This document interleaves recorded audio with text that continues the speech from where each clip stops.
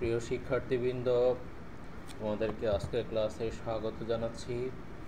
আমি মোহাম্মদ হাসান, চট্টগ্রাম কলেজ পরিসংখ্যান বিভাগ।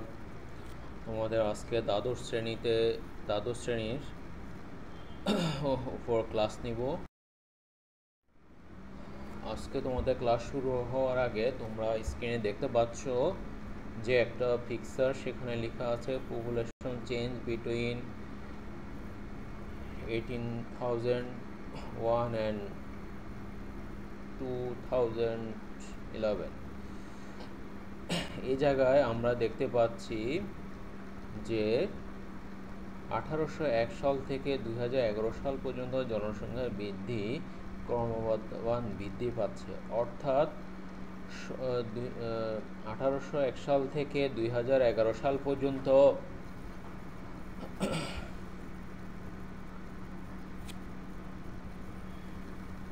যে জনসংখ্যা বৃদ্ধি পাচ্ছে, অর্থাৎ আমরা যদি সালকে সময় বলি, পপুলেশনকে যদি কোনো ঘটনা বলি, তাহলে সময়ের সাথে সাথে কোনো একটা ঘটনার পরিবর্তন হচ্ছে আমরা দেখতে পাচ্ছি। পরবর্তী ছবিতে আমরা দেখতে পাচ্ছি টেম্পারেচার ইন আগস্ট 2016 অ্যান্ড 17।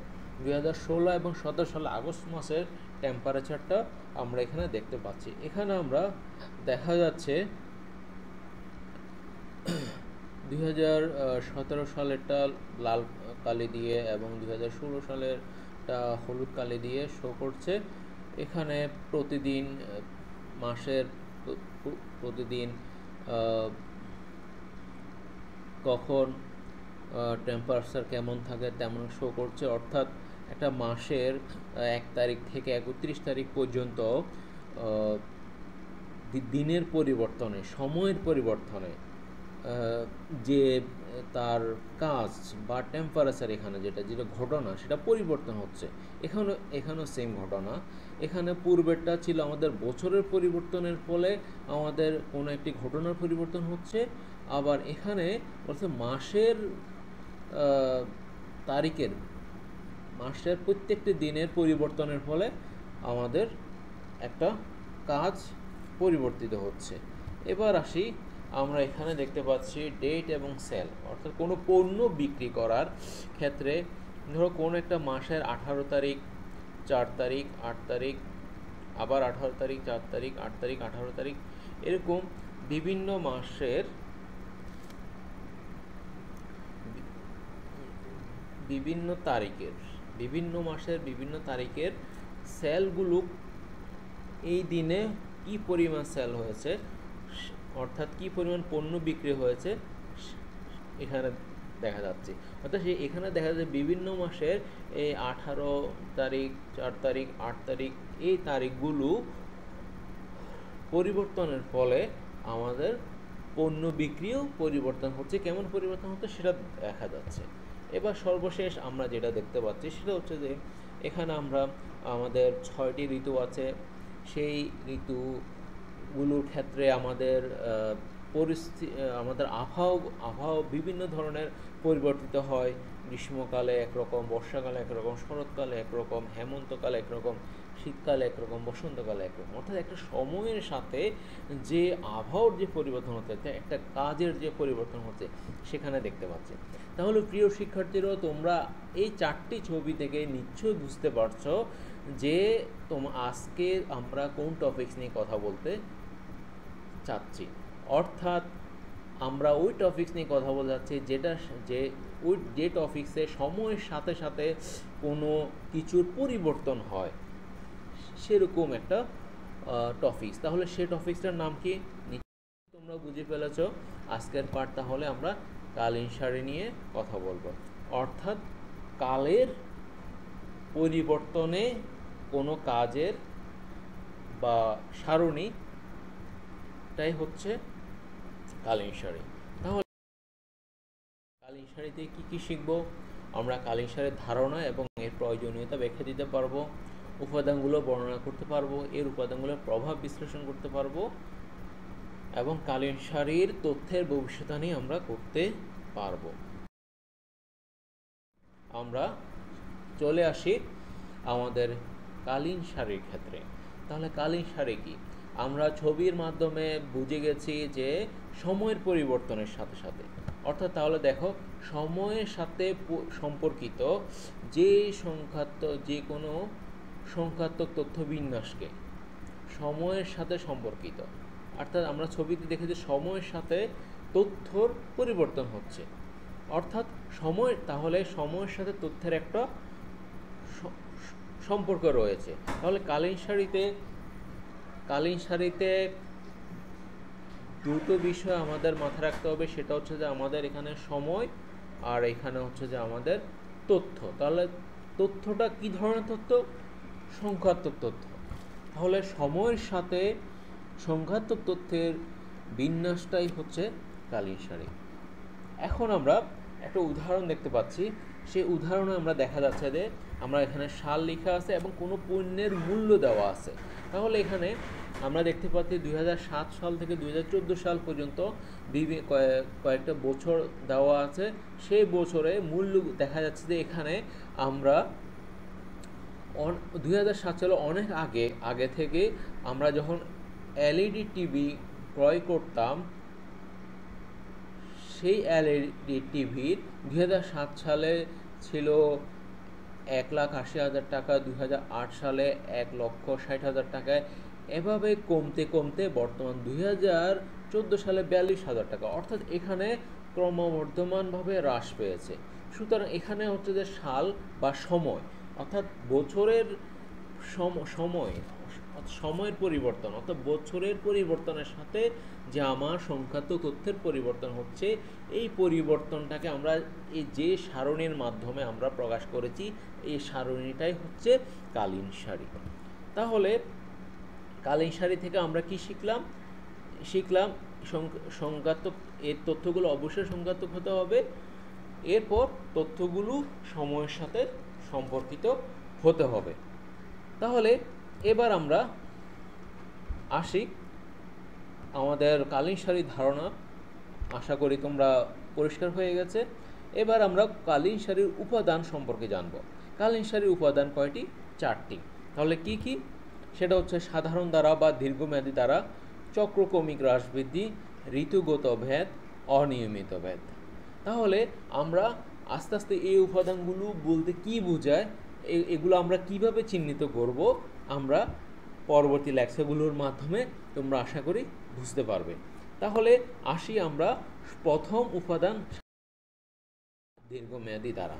সাধারণ ধারা বা দীর্ঘমেয়াদী ধারা, এখানে কথার মধ্যে বোঝা যাচ্ছে যখন সময়ের পরিবর্তনটা দীর্ঘ সময় ধরে তথ্যের পরিবর্তন হয়, সময়ের পরিবর্তনের সাথে যখন দীর্ঘ সময় ধরে তথ্যের পরিবর্তন হয়, অর্থাৎ সময়ের পরিবর্তনের সাথে তথ্যের গতি হ্রাস বা বৃদ্ধিটা যদি দীর্ঘ সময় ধরে চলে, সেই দীর্ঘ সময় ধরে চলাটাকে সাধারণ ধারা বা দীর্ঘমেয়াদী ধারা বলা হয়। যে সাধারণত 1 বছর 12 বছর, সাধারণত 12 বছর বা 1 যুগ এমন সময়ে মধ্যে যদি কোনো একটি পণ্যের সময়ের পরিবর্তনের সাথে সাথে যদি তার দামের পরিবর্তন হয়, অর্থাৎ হ্রাস হোক বা সেটা বৃদ্ধি হোক, যদি একই রকম দীর্ঘ সময় ধরে থাকে, তখন সেটা সাধারণ ধারা বা দীর্ঘমেয়াদী ধারা হলো। তাহলে আমরা সংজ্ঞাটা আমরা জেনে নিই। যদি কোনো একটি ঘটনা দীর্ঘ সময় বা পরপর কয়েক বছর ধরে একই রকম গতি বা হ্রাস বা বৃদ্ধি বা স্থিতিশীল প্রবণতা পরিলক্ষিত হয়, তখন তাকে আমরা সাধারণ ধারা বলবো, অর্থাৎ দীর্ঘ সময় ধরে অথবা পরপর কয়েক বছর ধরে, যেটাকে 1 যুগ বলা হয়। তাহলে এখানে আমরা উদাহরণ দিয়ে বলি, সেটা হচ্ছে যে আমরা এখানে 2090 সাল থেকে 2096 সাল পর্যন্ত অনেকগুলো সাল দেখতে পাচ্ছি। সেখানে দেখতে পাচ্ছি একটি দ্রব্যের মেট্রিক টনের দ্রব্যের পরিমাণ দেওয়া রয়েছে। এটা হচ্ছে 80, 90 সালে 80, এরপর 1991 সালে 100, 1992 সালে 95, 1993 সালে 110, 1994 সালে 130, তারপর 175, তারপর 200। এখানে আমরা দেখতে পাচ্ছি যে আমাদের একটা অনেক বছরে 80 থেকে 100, 100 থেকে 95 একটু কম পেয়েছি, কিন্তু আবার 110 বেড়ে গিয়েছে, 130 বৃদ্ধি পেয়েছে, 175 বৃদ্ধি পেয়েছে এবং 200 বৃদ্ধি পেয়েছে। অর্থাৎ আমাদের পরিবর্তনটা বৃদ্ধি রয়েছে দীর্ঘ সময় ধরে। সুতরাং যখন দীর্ঘ সময় ধরে আমাদের গতির, আমাদের দ্রব্যের পরিমাণ বা মূল্য বা যে ঘটনাটা বা যে কাজটা আমাদের হ্রাস বা বৃদ্ধি পায় বা স্থিতিশীলতা থাকে দীর্ঘ সময় ধরে, আমরা তাকে সাধারণ ধারা বা দীর্ঘমেয়াদী ধারা বলবো। তাহলে এখানে তোমরা একটা লেখচিত্র দেখতে পাচ্ছ। এখানে 1990 সাল থেকে 1996 সাল পর্যন্ত আমরা এই সালকে, সময়কে এক্স অক্ষে ধরেছি এবং আমাদের যে কাজ বা যে ঘটনা অর্থাৎ এখানে দ্রব্যকে আমরা ওয়াই অক্ষে ধরেছি। তাহলে এক্স এবং ওয়াই অক্ষের বিন্দুগুলোকে আমরা এখানে স্কেল দিয়ে টান দিয়েছি, যেটাকে কালীন রেখা তোমরা দেখতে পাচ্ছ। এই যে কালীন রেখার মাঝখান দিয়ে একটা ফোঁটা ফোঁটা রেখা তোমরা দেখতে পাচ্ছ, সেটা হচ্ছে সাধারণ রেখা। অর্থাৎ এখানে আমরা যেটা বুঝলাম সেটা হচ্ছে সময়ের পরিবর্তনের সাথে সাথে দ্রব্যের পরিমাণ বা দ্রব্যের মূল্যটা আমাদের কি পেয়েছে, বৃদ্ধি পেয়েছে। সুতরাং এই বৃদ্ধিটা দীর্ঘ সময় ধরে চলছে, ফলে এই দীর্ঘ সময় ধরে চলাটাই হচ্ছে যে আমাদের সাধারণ ধারা। সুতরাং এই গ্রাফের মাধ্যমে আমরা বুঝতে পারছি যে এই চিত্রটা সাধারণ ধারাকে তুলে ধরছে। তাহলে এবার আসি আমরা পরবর্তীতে আমরা জানবো যে সাধারণ ধারা কয় ধরনের, অর্থাৎ কয় ধরনের সাধারণ ধারা পরিবর্তন হয়। আমরা তো সংজ্ঞায় বলেছি আমাদের হয় সেটা হ্রাস হবে, না হয় বৃদ্ধি হবে, না হয় স্থিতিশীল হবে। তাহলে এখানে সাধারণ ধারাকে আমরা 3 ধরনের বলতে পারি। অর্থাৎ যদি আমাদের বৃদ্ধি হয় তাহলে সেটা হবে ঊর্ধ্বমুখী, যদি হ্রাস পায় তাহলে সেটা হবে নিম্নমুখী, যদি সেটা কোনো হ্রাস বা বৃদ্ধি না হয়, পূর্বে যেভাবে ছিল সেভাবেই থাকে, অর্থাৎ সেটাকে আমরা স্থিতিশীলতা বলবো। তাহলে এখানে ঊর্ধ্বমুখীগুলো কি? আমরা জনসংখ্যা বৃদ্ধি স্বাভাবিকভাবে আমরা যখন দেখি যে আমরা বাংলাদেশে জনসংখ্যা দেখতে পাই যে 1971 সালে ছিল 7.5 কোটি মানুষ, এখন 2020 সালে এসেছে প্রায় 18 কোটির মতো মানুষ রয়েছে। তাহলে এই যে দীর্ঘ 50 বছর ধরে, যেটা 3-4 যুগের থেকেও বেশি, তাহলে এই যে দীর্ঘ সময় ধরে জনসংখ্যাটা বৃদ্ধি পাচ্ছে, সুতরাং এটা হচ্ছে সাধারণ ধারা। মাথাপিছু আয়, মানুষের মাথাপিছু আয় কিন্তু দিন দিন বাড়ছে। পূর্বে 3 ডিজিটের মাথাপিছু ছিল, বর্তমানে সেটা 4 ডিজিটের মাথাপিছু এসেছে, অর্থাৎ বর্তমানে 5,000-এর উপর মাথাপিছু আয় রয়েছে। এরপর অভ্যন্তরীণ বাণিজ্য আমাদের দেশে স্বাভাবিকভাবে অভ্যন্তরীণ বাণিজ্যগুলো পণ্যদ্রব্য দামগুলো সবসময় আমরা বৃদ্ধি পেতেই দেখি, আমরা খুব একটা পণ্যের কম দেখি না। আবার কিছু কিছু পণ্য আছে কমতেই থাকে অভ্যন্তরীণ বাণিজ্য। তাহলে অভ্যন্তরীণ বাণিজ্যে অনেকগুলো পণ্য রয়েছে যেগুলো বৃদ্ধি পেতে থাকে, এগুলোকে আমরা ঊর্ধ্বমুখী সাধারণ ধারা বলি। এবার নিম্নমুখী কি? নিম্নমুখী হচ্ছে জনসংখ্যা বৃদ্ধির হার। এখানে জনসংখ্যা বৃদ্ধি হচ্ছে যে আমাদের কত জনসংখ্যা বৃদ্ধি পেয়েছে তার মোট পরিমাণ, আর জনসংখ্যা বৃদ্ধির হার হচ্ছে যে পূর্বের বছরের তুলনায় এই বছরে কত % বৃদ্ধি পেয়েছে। তাহলে আমাদের জনসংখ্যা সরকার চেষ্টা করছে জনসংখ্যা নিয়ন্ত্রণ করার জন্য, সেই নিয়ন্ত্রণের সফলতা হিসেবে আমরা দেখতে পাচ্ছি যে দীর্ঘ সময় ধরে জনসংখ্যা বৃদ্ধির হারটা অনেক কমে এসেছে। পূর্বে অনেক মানুষ মারা যেত বিনা চিকিৎসায়, বিনা মানে দুর্ভিক্ষ বা বিভিন্ন কারণে। এখন চিকিৎসা শাস্ত্র উন্নত হয়েছে, এখন খাদ্যের স্বয়ংসম্পূর্ণতা রয়েছে, সুতরাং জনসংখ্যা বৃদ্ধি হারটাও কমা শুরু করেছে। শিশু মৃত্যু হার পূর্বে নারীরা অল্প সময়ে অল্প বয়সে বিয়ে করতে, ফলে তারা যখন বাচ্চা প্রসব করত তখন মা এবং শিশু উভয়ই মৃত্যু ঝুঁকির মধ্যে ছিল এবং তারা ঘরের মধ্যে অনভিজ্ঞ দাত্রীর মাধ্যমে শিশু জন্ম লাভ করতে, ফলে সেখানে অনেক ধরনের ত্রুটি বিচ্যুতি করতে, ফলে পূর্বে চিকিৎসা সেবার থেকে ভালো চিকিৎসা না পাওয়ার জন্য শিশু মৃত্যুহার বেশি ছিল। কিন্তু বর্তমানে চিকিৎসা সাথে উন্নত হওয়ার কারণে শিশুর মৃত্যু হারটা কমে গেছে। সুতরাং এটা হচ্ছে নিম্নমুখী ধারা। যেহেতু এটা দীর্ঘ সময় ধরে শিশু মৃত্যু হারটা নিম্নমুখী, তাই আমরা বলতে পারি এটা একটা সাধারণ ধারার মধ্যে পড়ে। স্থিতিশীলতা, প্রভিডেন্ট ফান্ড। আমাদের প্রভিডেন্ট ফান্ড স্বাভাবিকভাবে আমরা বেশিরভাগ ক্ষেত্রে দেখা যাচ্ছে যে প্রতি মাসে আমরা একই রকম রাখতেছি। আমরা খুব অনেক বছর পরে একটু পরিবর্তন করি। দীর্ঘ সময় ধরে দেখা যাচ্ছে যে আমরা যারা চাকরিজীবী তারা প্রভিডেন্ট ফান্ডে সমপরিমাণ টাকাই রাখছে। ব্যাংক মুনাফা, দেখা যাচ্ছে যে ব্যাংক যে বিনিয়োগ করে যে মুনাফাটা দিচ্ছে অনেকটা স্থিতিশীল, হয়তো দেখা যাচ্ছে যে 6% ধরে বছরের পর বছর মুনাফা দিচ্ছে। সুতরাং এটা একটি স্থিতিশীল। বিমা প্রিমিয়ারের হার, সুতরাং প্রত্যেকটা পার্সেন্টের বিমা স্বাভাবিকভাবে পরিবর্তিত হয় না, অনেক বছর ধরে একই রকম থাকে, সেই জন্য এটা স্থিতিশীল। আসলে আমরা চিত্রের সাহায্যে আমরা ধরে নিই। আমরা এখানে দেখতে পাচ্ছি যে এক্স অক্ষ এবং ওয়াই অক্ষের মধ্যে যে কার্ভটা দেখা যাচ্ছে সেটা হচ্ছে যে বাম দিক থেকে ডান দিকে ঊর্ধ্বমুখী। তাহলে এই গ্রাফটা আমাদেরকে নির্দেশনা দিচ্ছে যে এই গ্রাফটা আমাদের ঊর্ধ্বমুখী সাধারণ ধারা। যদি আমরা পরবর্তী চিত্রে আসি, তাহলে এখানে দেখা যাচ্ছে যে বাম থেকে ডানে রেখাটি নিম্ন দিকে গিয়েছে, অর্থাৎ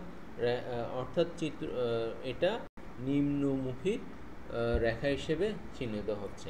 তাহলে পরবর্তী চিত্র আমরা দেখতে পাচ্ছি যে এক্স অক্ষের সমান্তরাল হয়ে রেখাটা গিয়েছে। তাহলে এখানে আমরা যেহেতু সমান্তরাল হয়ে রেখা গিয়েছে, তার মানে বুঝতে পারছি যে এখানে সময়ের পরিবর্তনের সাথে সাথে কোনো ঘটনা সম্পূর্ণরূপে অপরিবর্তনশীল রয়ে গেছে, যার কারণে সেটা কমেও নি বাড়েও নি, একই রকম রয়ে গেছে। তাহলে আমরা সাধারণ ধারা সম্পর্কে আমরা জানলাম, এটা কি কয় ধরনের পরিবর্তিত হয় সেটাও আমরা জানলাম। এবার আসি আমরা ঋতুভেদ, আমাদের পরবর্তী উপাদান। তা ঋতুভেদ, তোমরা ঋতু দিয়ে বুঝতে পারছো যে আবার ছবিতেও ছিল ঋতু নিয়ে, আমাদের 6 ঋতু, ষড় ঋতুর দেশ বাংলাদেশ, এই জন্য ঋতুগত পরিবর্তন। এখানে তোমরা বুঝতে পারছো যে এখানে আমাদের ঋতুর যে পরিবর্তন, এখানে শুধু ঋতুর পরিবর্তন বলতে শুধু গ্রীষ্ম, বর্ষা, শরৎ, হেমন্ত, শীত, বসন্ত এগুলোর পরিবর্তনকে শুধু বোঝায় নাই। এগুলোর পাশাপাশি আমাদের যেমন বিভিন্ন ধরনের উৎসব রয়েছে, ঈদ রয়েছে, পূজা রয়েছে, তারপর পহেলা বৈশাখ রয়েছে, বিভিন্ন, এটাও একটা ঋতু, এটা একটা সিজন বলে থাকি। তাহলে এই ঈদের সিজন বা ঈদের মৌসুম, ঈদের ঋতু, পূজার ঋতু, বৈশাখের ঋতু, এভাবে আমরা বিভিন্ন ঋতুর বা কালের পরিবর্তন ফলে আমরা দেখি অনেক পণ্য দ্রব্যের চাহিদা বা দ্রব্যমূল্য দাম কম বেশি হয়ে থাকে। তাহলে আমরা সংজ্ঞাটা আমরা জেনে নিই। তো ঋতু পরিবর্তনের ফলে যে পরিবর্তন পরিলক্ষিত হয় তাকে ঋতুভেদ বলে। অর্থাৎ আমরা ঋতু পরিবর্তনের ফলে আমরা যে ঘটনার পরিবর্তন হয় সেটা আমরা পরবর্তীতে আমরা জানবো যে কীভাবে, উদাহরণের মাধ্যমে জানি। সেটা হচ্ছে তাপমাত্রা বা বৃষ্টিপাতে পরিবর্তন, ঋতুর পরিবর্তনে কীরকম পরিবর্তন হয় সেটা আমরা উদাহরণের মাধ্যমে দেখতেছি যে তাপমাত্রা বা বৃষ্টিপাতে ছাতার চাহিদা বৃদ্ধি পায়। স্বাভাবিকভাবে আমরা বর্ষাকালে অথবা যখন গরম বেশি হয় তখন আমরা ছাতা ব্যবহার করে থাকি। এরপর আমরা শীতকালে গরম কাপড়ের চাহিদা বৃদ্ধি পায়, গ্রীষ্মকালে কাপড়ের চাহিদা কম হয়। সুতরাং এখানে আমরা দেখতে পাচ্ছি যে অর্থাৎ গ্রীষ্মকাল, শীতকাল, এরপর বর্ষাকাল ইত্যাদির পরিবর্তনের সাথে সাথে বিভিন্ন দ্রব্যের চাহিদা কমছে আর বাড়ছে। এরপরে আসে সামাজিক রীতিনীতি বা উৎসব। সামাজিক রীতিনীতি বা উৎসবে যেমন আমরা দেখতে পাই ঈদের সময় আমাদের পণ্যদ্রব্যের চাহিদাগুলো বেড়ে যাচ্ছে, পূজার চাহিদা বেড়ে যাচ্ছে, পয়লা বৈশাখে বিভিন্ন ধরনের দ্রব্য সামগ্রীর চাহিদা বৃদ্ধি পাচ্ছে। সুতরাং সামাজিক রীতিনীতি থাকলে চাহিদা বেড়ে যাচ্ছে, আবার সামাজিক রীতিনীতি না থাকলে চাহিদা কমে যাচ্ছে। এই যে সময়ের পরিবর্তনের ফলে যে আমাদের যে ঘটনার পরিবর্তন ঘটছে, এটাই হচ্ছে যে ঋতুগত জ্ঞান, যেটার সাথে আমাদের ঋতুর সম্পর্ক রয়েছে। তাহলে এবার আমরা দেখব যে ঢাকা শহরে বিভিন্ন মাসে গড় বৃষ্টিপাতের পরিমাণ। আমরা এখানে একটা উদাহরণ দেখতে পাচ্ছি ঋতুগত ভেদের। এখানে আমরা মাস জানুয়ারি থেকে ডিসেম্বর পর্যন্ত 12টি মাস রয়েছে, এবং গড় বৃষ্টিপাত কোন মাসে কি পরিমাণ বৃষ্টিপাত হয় এখানে আমরা সেটা দেখতে পাচ্ছি। এখানে আমরা দেখতে পাচ্ছি জানুয়ারিতে 0, ডিসেম্বরে 0, অর্থাৎ আমাদের জানুয়ারি এবং ডিসেম্বর এই দুটো মাস আমাদের শীতকাল। এই শীতকালে আমাদের দেশে বৃষ্টিপাত হয় না বললেই চলে, যার কারণে এখানে আমরা 0। এরপর ফেব্রুয়ারি থেকে একটু একটু বৃষ্টি হয়, এবং তোমরা খেয়াল করতেছো জুন, জুলাই, আগস্ট অর্থাৎ 350, 450, 300 অর্থাৎ বছরের মাঝামাঝিতে যখন বর্ষাকাল হয় তখন প্রচুর বৃষ্টিপাত হয়। সুতরাং এই উদাহরণের মাধ্যমে আমরা বুঝতে পারছি যে মাসের পরিবর্তনের সাথে সাথে যে বৃষ্টিপাতের যে পরিবর্তন হয়, এটা হচ্ছে যে মাস, অর্থাৎ মাসটা যেহেতু পরিবর্তিত হয়েছে, তাহলে বিভিন্ন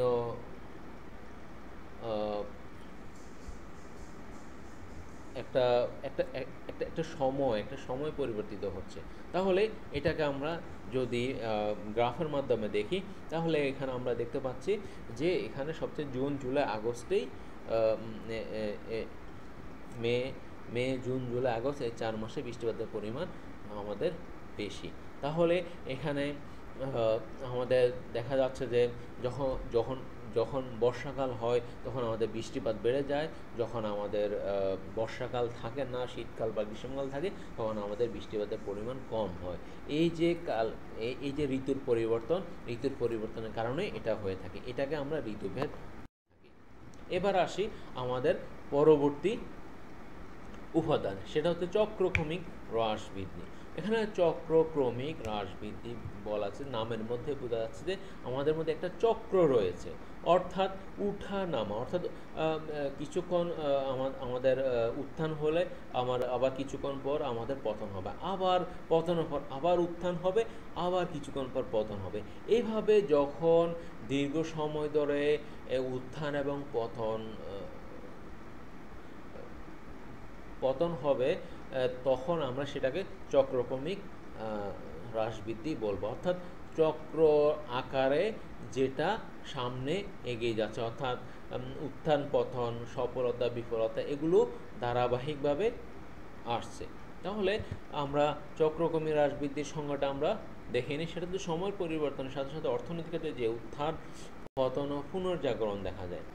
অনেক সময় আমাদের সারা দেশে বা সারা বছরে ব্যবসায়ীদের দেখা যাচ্ছে যে কোনো মাসে ওদের বিক্রি বেশি হয়েছে, আবার কোনো মাসে ওদের বিক্রি কম হয়েছে। আবার আবার আবার অনেক সময় দেখা যাচ্ছে যে তারা যতটুকু প্রত্যাশা করতেছে তার থেকে বেশি হয়েছে। অর্থাৎ এখানে উত্থান হলো, আবার পতন হলো, আবার পতনের পর আবার পুনরুত্থান হলো, অর্থাৎ পুনর্জাগরণ হলো। এই যে উত্থান, পতন, পুনর্জাগরণ একটা ক্রম ভাবে আগাচ্ছে, এটা হচ্ছে চক্রক্রমিক হ্রাস বৃদ্ধি। এখন এটাকে আমরা উদাহরণের সাহায্যে আমরা দেখতে পারি। সেটা হচ্ছে যে তোমরা এখানে 2009 সাল থেকে 2019 সাল পর্যন্ত কতগুলো বছরে উৎপাদিত তৈরি পোশাক দেওয়া রয়েছে। সেখানে দেখতে পাচ্ছ 2009 সালে এটা আনুমানিক, এটা কোনো তথ্য না, এটা জাস্ট আমরা আনুমানিক একটা ধরেছি যে উৎপাদিত তৈরি হয়। 2009 সালে 170,000 পোশাক উৎপাদিত হয়েছে। 2011 সালে 1,50,000 উৎপাদিত হয়েছে, অর্থাৎ এখানে আমরা বৃদ্ধি পেয়েছে। আবার 2013 সালে 10,000, অর্থাৎ এখানে পতন ঘটছে, অনেক কমে গেছে। আবার এখানে দেখো 10,000-এর জায়গায় 2015 সালে 2 লক্ষ চলে গেছে, এটা আবার পুনর্জাগরণ হয়েছে। পুনর্জাগরণের পর 2017 সালে 80,000, অর্থাৎ আবার পতন হয়েছে। পতনের পর আবার 2019 সালে দেখা গেছে যে 1,30,000, অর্থাৎ পোশাক উৎপাদন বেড়ে গেছে। এই যে দেখা যাচ্ছে বিভিন্ন বছরে কখনো কম কখনো বেশি, অর্থাৎ বিভিন্ন বছরে চাহিদা বেশি হওয়ার কারণে উত্থান হয়, আবার চাহিদা না থাকার কারণে পতন হয়। এই উত্থান পতনটাই হচ্ছে আমাদের চক্রক্রমিক হ্রাস বৃদ্ধি। তাহলে এই চক্রক্রমিক হ্রাস বৃদ্ধির চিত্রটা কীরকম হবে সেটা তোমরা দেখতে পাচ্ছ।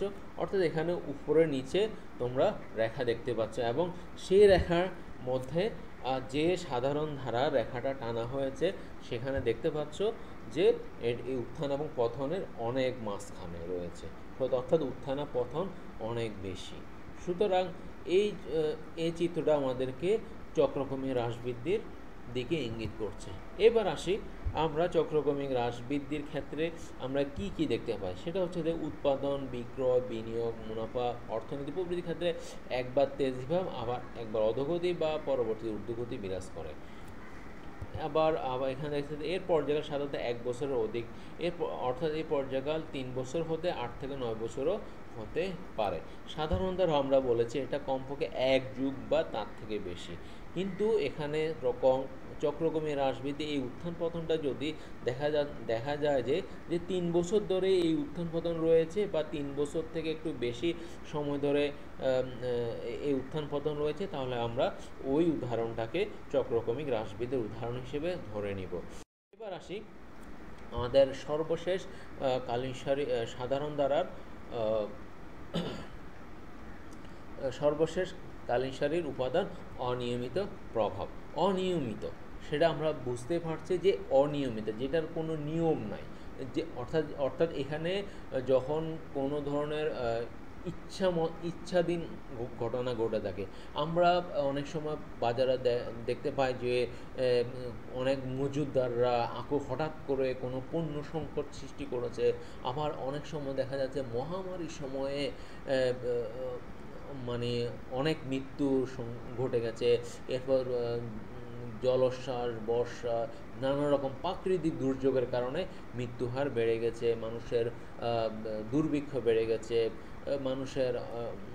মানুষের চাহিদা, মানুষের প্রয়োজন এটা অপূর্ণ রয়ে গেছে। তাহলে এই যে হঠাৎ করে যে ঘটনাগুলো ঘটে, যেমন রোগ হওয়া, তারপর সংকট তৈরি করা, বিভিন্ন ধরনের প্রাকৃতিক দুর্যোগ হওয়া, এগুলো কখনো নিয়মতান্ত্রিকভাবে আসে না, এগুলো অনিয়মিতভাবে আসে। ওই মুহূর্তে কি হয়, আমাদের অর্থনৈতিক ক্ষেত্রে এক ধরনের প্রভাব সৃষ্টি হয়। এই যে প্রভাব সৃষ্টি হওয়া, যেটার মধ্যে কোনো ধরনের ধারাবাহিকতা নেই, এটাকে অনিয়মিত প্রভাব বলে। দেখো, অর্থাৎ সময় পরিবর্তনের সাথে সাথে যে পরিবর্তন আকস্মিক বা অনিয়মিত হয় সেটা হচ্ছে অনিয়মিত প্রভাব। তাহলে এর উদাহরণটা আমরা দেখতে পারি। সেটা হচ্ছে, ধরে নাও আমরা সময় 2003 থেকে 2009 সালে দেখলাম।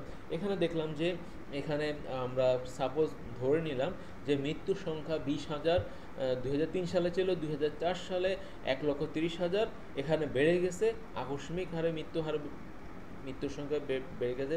আবার এখানে 2005-06 সালে মোটামুটি রয়ে গেছে, কিন্তু 2007 সালে বেড়ে গেছে। অর্থাৎ আমাদের দেশে অনেক সময় সুনামি এবং আইলা হওয়ার কারণে আমাদের দেশে বিভিন্ন ধরনের প্রাকৃতিক দুর্যোগ হয়েছে, প্রাকৃতিক দুর্যোগে আমাদের মৃত্যুর সংখ্যা হয়েছে। সুতরাং এটা জাস্ট একটা উদাহরণ, এখানে এটা বাস্তবতার সাথে অনেক মিল নাও থাকতে পারে, জাস্ট তোমাদের বোঝানোর খাতিরে আমি উদাহরণগুলো এভাবে দিয়েছি।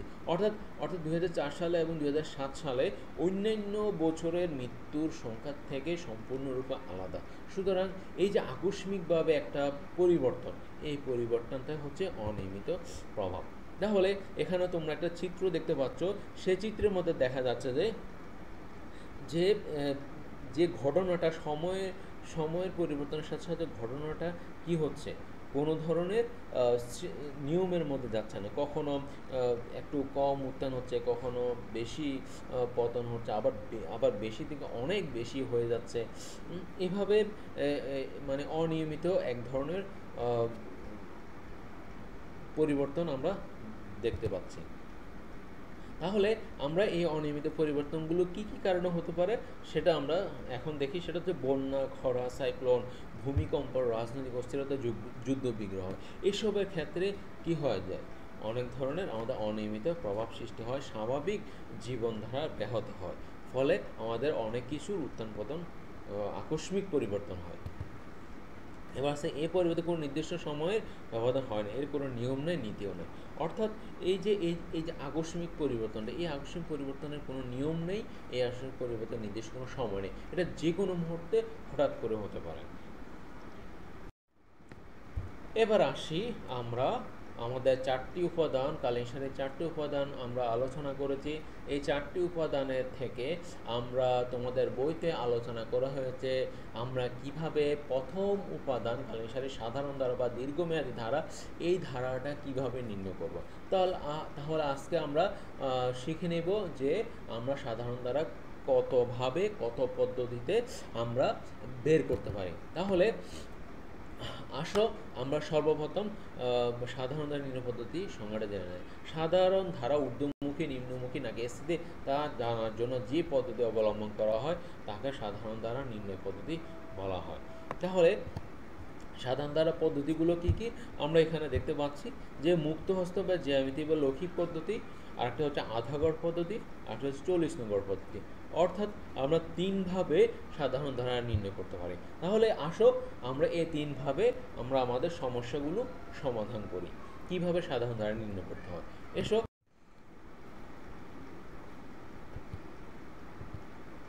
আমাদের বিক্রয় পরিমাণ সর্বনিম্ন হচ্ছে 90 এবং সর্বোচ্চ 120। তাহলে এই 90 এবং 120 কে আমরা বিক্রি পরিমাণ ওয়াই অক্ষে ধরে আমরা এখানে 90 থেকে 125 পর্যন্ত আমরা ওয়াই অক্ষে স্কেলটা করলাম। করার পর আমরা প্রত্যেকটা বিন্দুগুলোকে আমরা স্কেল দিয়ে টান দিলাম, ফলে টান দেওয়ার ফলে একটু উঁচু নিচু আমরা দেখতে পাচ্ছি, যেটাকে আমরা বলছি সাধারণ রেখা।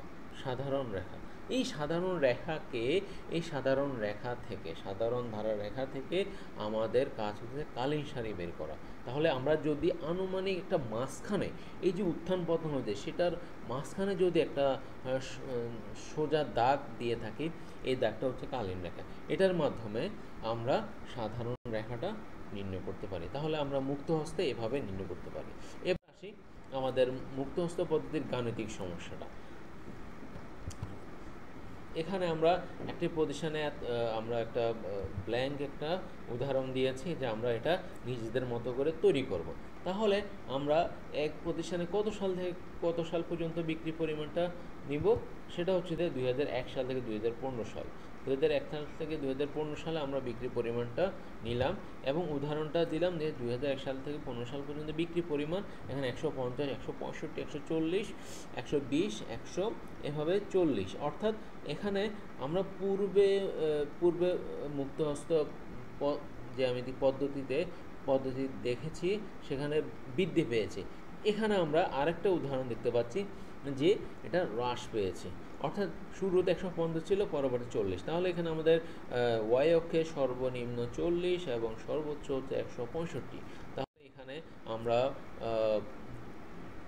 তাহলে মুক্তহস্তে গ্রাফটা কিভাবে লিখতে পারি, সেটা হচ্ছে আমরা 2000 সালগুলোকে এক অক্ষে দিলাম এবং আমাদের ওয়াই অক্ষে আমাদের বিক্রির পরিমাণটা দিলাম। যেহেতু আমাদের এখানে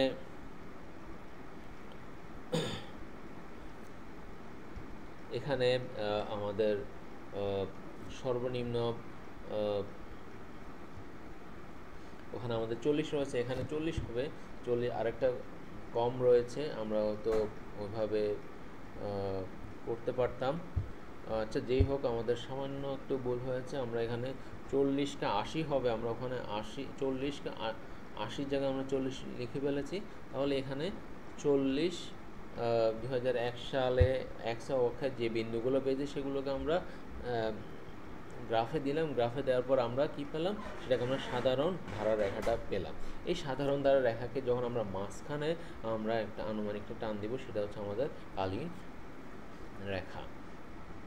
তাহলে এখানে আমরা দেখতে পাচ্ছি যে এটা প্রথমে বৃদ্ধি পেয়েছে, পরবর্তী ধীরে ধীরে মানে প্রথম থেকে শেষ পর্যন্ত আমাদের এটা কি হ্রাস পেয়েছে, নিম্নমুখী হয়েছে। তাহলে আমরা একটা মুক্ত হস্তে লৌকিক পদ্ধতিটা আমরা একটা ঊর্ধ্বমুখী ক্ষেত্রে একটা নিম্নমুখী ক্ষেত্রে আমরা আবার দেখি যে এখানে 97.5 এবং 110 আমরা কোন জায়গায় বসাবো। সেটা হচ্ছে যে এখানে যেহেতু চারটা বছরের মাঝামাঝিতে বসাবো, সেটা হচ্ছে যে 90 এবং 95, 105, 100 এই দুটোর মাঝখানে। এবং এই 110টা কোথায় বসাবো? 110, 95-এর মাঝামাঝিতে, 115 কি বলতেছি এখানে, সরি, এখানে আমরা 2011 এবং 12 সাল এবং 13, 14 সাল এই দুটির মাঝখানে বসাবো। 2015 এবং 16 সাল, 17 এবং 18 সাল এই দুটির মাঝখানে বসাবো। অর্থাৎ আমরা 97.5টা 2012 এবং 2013 সালের মাঝামাঝিতে বসাবো, 110 2016 এবং 2017 সালের মাঝামাঝিতে। তাহলে আমরা গ্রাফে দেখি যে 2012 এবং 13 সালের মাঝামাঝিতে আমরা 97.5 রাখলাম, এবং 2017 এবং 16 এবং 17 মাঝামাঝিতে আমরা 110 আধা গড় বিন্দুতে পেলাম। তারপর এই দুটো বিন্দু আমরা যোগ করলাম। এই যোগ করার পর আমরা দেখতে পেলাম যে এটাই হচ্ছে আমাদের সাধারণ ধারা। যেটা গ্যাপ করে দেওয়া আছে এটা আমাদের সাধারণ ধারা নয়। আমাদের মূল উদ্দেশ্য সাধারণ ধারা, সেটা হচ্ছে আমরা আধাগড় পদ্ধতিতে যেটা পেয়েছি আমরা সেটা হচ্ছে আমাদের সাধারণ ধারা। এবার আসি আধাগড় পদ্ধতিতে গাণিতিক সমস্যা। আমরা আরেকটি গাণিতিক সমস্যা নিয়ে কথা বলি। এখানে আমরা একটা খালি উদাহরণ রেখেছি, সেই উদাহরণটা আমরা এখন পূরণ করব। সেটা হচ্ছে 2001 থেকে 13 সাল পর্যন্ত আমরা একটা উদাহরণ দিয়েছি। সেটা হচ্ছে যে এভাবে 2001 সাল থেকে 2013 সাল পর্যন্ত এখানে বিক্রি পরিমাণ 150 থেকে 110 পর্যন্ত রয়েছে। তাহলে আসি আমরা এটা আধাগড় পদ্ধতিতে কিভাবে গ্রাফ কাগজে উপস্থাপন করব। তাহলে গ্রাফ কাগজে উপস্থাপন করতে গিয়ে আমরা আধাগড় মানগুলো আমাদের বের করতে হবে। গিয়ে কী করলাম যে এখানে 2001 থেকে 2013 সাল পর্যন্ত আমাদের 60টা বছর রয়েছে। তাহলে খেয়াল করো আধাগড় পদ্ধতিতে আমরা এর আগে যে উদাহরণটা করলাম সেখানে 8টা সাল রয়েছে। সেখানে আমরা আধাগড় পদ্ধতি হওয়ার কারণে সেটাকে দুভাগ করে ফেললাম। একটা প্রথম চারটা সালকে নিয়ে একটা 4টা সাল নিয়ে একটা আধাগড় বের করেছি, আর একটা 4টা সাল নিয়ে একটা আধাগড় বেড়েছি। কিন্তু এখানে হচ্ছে যে 2001 থেকে 2013 এখানে 60টা সাল রয়েছে। তাহলে এখানে আমরা 2007কে তো অর্ধেক করতে পারবো না। এখানে 2007 হচ্ছে সবচেয়ে মাঝখানে। এটা কি করব? সেজন্য আমরা কি করলাম যে এটাকে সমান দুভাগে ভাগ না করে, যেহেতু 2007 মাঝখানে রয়েছে, এর পূর্বে 3টি, এর পরে 3টি, তাহলে এই প্রথম 3টি এবং পরের 3টিকে আলাদাভাবে আমরা আধাগড় বের করব এবং 2007 সালটা আমরা মাঝখানে রেখে দিব। তাহলে ঠিক একইভাবে আমরা পূর্বের মতো আধাগড় পদ্ধতিতে প্রথম 3টা যোগ করলাম, যোগফলকে 3 দ্বারা ভাগ করলাম, পরবর্তী 3টা সালের বিক্রয় পরিমাণকে আমরা যোগ করলাম, যোগ করে 3 দিয়ে ভাগ করলাম। তাহলে এখানে দুটো বিন্দু পেলাম, সেটা হচ্ছে যে 145 এবং 172। তাহলে এই আধাগড়টা আমরা কিভাবে লেখাসূত্রে উপস্থাপন করব। খেয়াল করো এখানে 2001 থেকে 2013 সাল পর্যন্ত আমরা x অক্ষে দিলাম আগের মতোই, এবং বিক্রয় পরিমাণটা আমরা y অক্ষে দিলাম। ফলে আমরা এখানে অনেকগুলো x বিন্দু পেলাম। পাওয়ার পর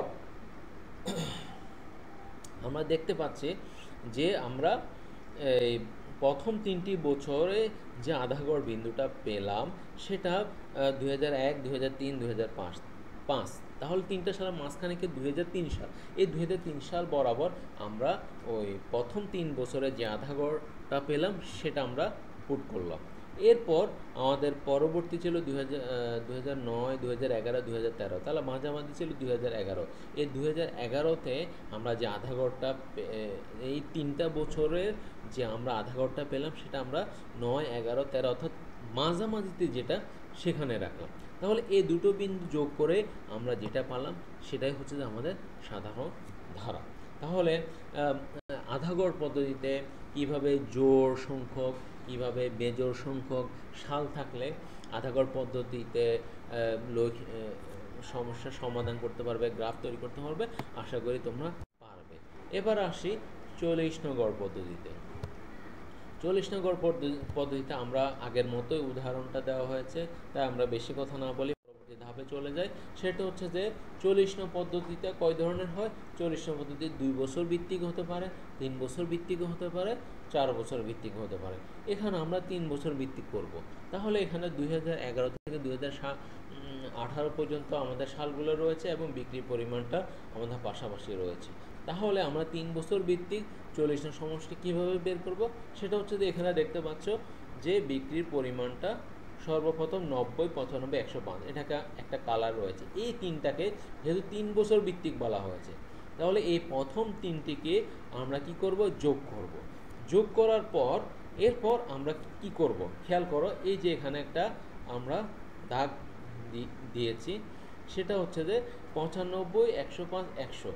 এরপর আমরা এই তিনটাকে যোগ করব, অর্থাৎ প্রথম তিনটাকে যোগ করার পর প্রথমটা বাদ দিয়ে পরের তিনটা, এভাবে পরের তিনটা। এবার দেখো আমরা পরে 105, 100, 110কে আমরা যোগ করলাম। যোগ করার পর আমরা আবার সর্বশেষ তিনটার প্রথমটা বাদ দিয়ে পরবর্তী তিনটাতে চলে যাব, অর্থাৎ 100, 110, 95। তাহলে এই তিনটাকে আমরা সমষ্টি করলাম।